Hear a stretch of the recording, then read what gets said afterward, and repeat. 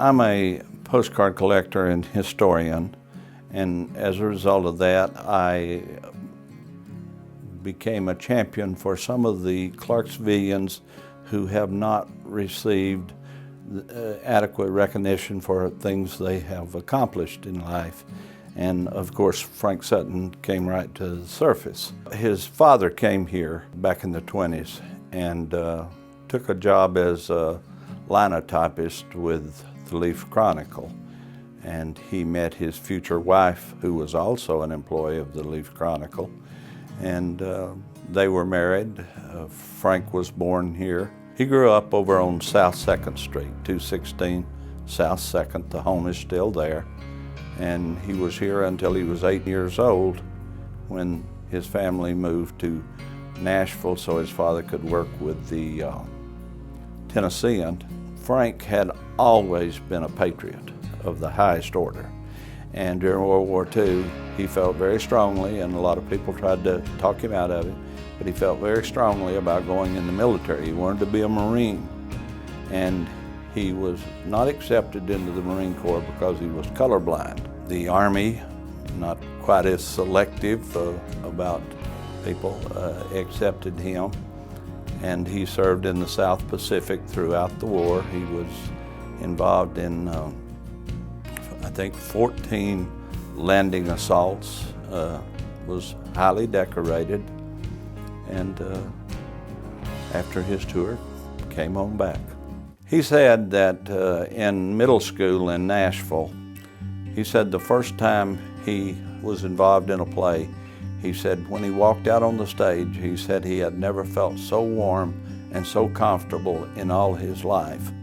And he knew the moment he walked out there that acting was what he wanted to do. So from that point on, he pursued that.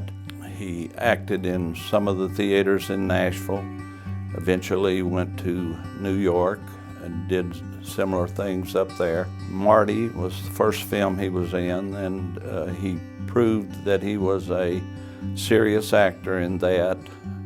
And after that, a number of film opportunities came for him. What really made his mark in Hollywood and on television was U.S. Marine Corps, Gomer Pyle. He and Gomer had become friends. They talked about that TV show, and they got together and did it from 64 to 69, and they were in the top 10, top 3 TV shows in America all of those years. And surprisingly to everyone, they quit while they were on top, which I don't think has been done before or since in Hollywood. When he died in Louisiana, there were some unique laws related to death and burial down there, and his body was kept there, I believe, for 10 days.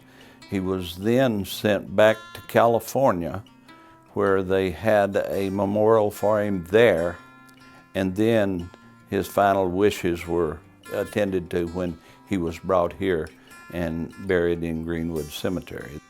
Not only was he a gifted actor, both on the big screen, on television, and in the theater, he was a remarkable patriot.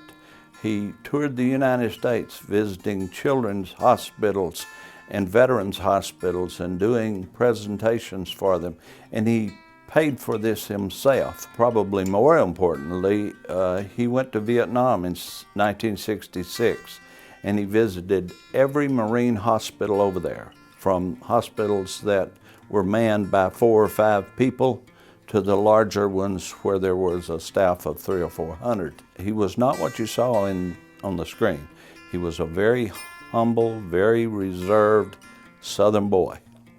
And I think he would be really happy with the library being named for him.